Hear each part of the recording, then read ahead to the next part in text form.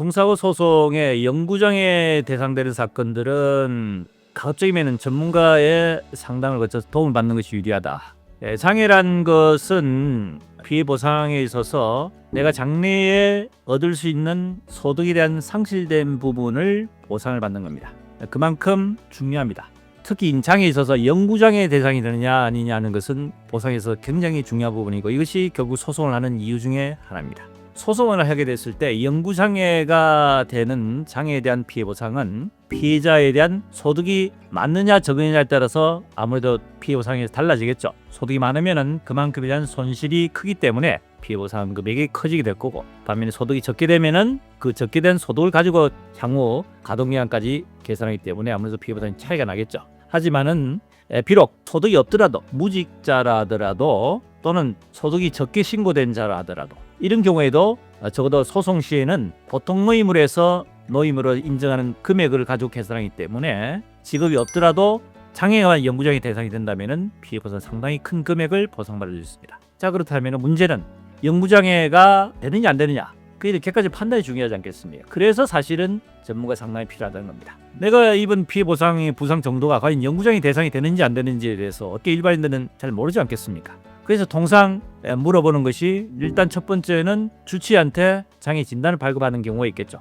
그렇게 해서 객관적인 판단할 수도 있겠고, 또는 전문가인 손해사정기관이라든지 교통사고 전문 변호사 사무실을 통해서 장애에 대한 판단을 해서 내가 영구장애 대상이 되는 여부에 대한 판단을 잘 할 수 있습니다. 소송했을 때 이 장애에 대한 부분에 대한 것은 굉장히 중요하다 말씀드렸죠. 이 전문가 선택이 무엇보다 중요합니다. 단순한 상담은 할 수 있습니다. 하지만은 내가 영구장애 대상이 되는 사건인데 불구하고 단순하게 그냥 판단을 잘못해가지고, 또는 내가 영구장애 대상이 된 사건이라고 해서 변호사 사무실을 통해 소송을 했는데 영구장애로 제대로 인정을 못 받는 경우도 있을 수 있지 않겠습니까?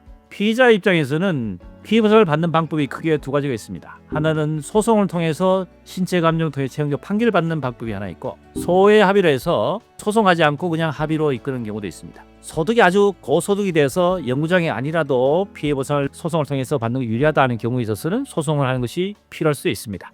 하지만은 보편적인 경우에 있어서는 영구장애 대상이 아닌 사건들은 가급적인 소송 비용이라든지 소송 기간을 고려했을 때 소송보다는 그냥 합의로 사건을 마무리하는 것이 오히려 합리적일 수가 있습니다. 아무리 전문가의 정확한 판단이 중요할 것이고, 필요하면은 그 전문가의 도움을 받아서 보험사 원만히 해결하는 것이 중요합니다. 다시 한번 말씀드리지만은 피해자가 입은 피해 보상이 장애 대상이 되는 사건인지, 또는 장애 대상이 되더라도 내가 입은 손해가 영구장애 대상이 되는 상황인지 또는 한시장애 대상이 되는 사안인지 역시 중요한 판단입니다. 또한 내가 입은 손해에 대한 부분에 대해서 소송을 하지 않더라도 제대로 된 피해 보상을 찾아낼 수 있는 능력이 있는 사람한테 사건을 의뢰할 것인지, 아니면은 사건을 의뢰했는데 제대로 피해 보상이 이루어지지 않는 사건에서 내가 불이익을 입을 경우도 있다는 것도 명심하셔야 됩니다. 그래서 교통사고 전문 변호사의 선택, 특히 영구장애 대상이 된 사건들에 대해서는 여러 군데 상담을 해보시고, 소송 기간이라든지 비용을 고려하더라도 교통사고 전문 변호사의 소송을 통해서 사건 마무리하는 것이 평생 영구장애로 갖고 살아가야 될 그런 불이익을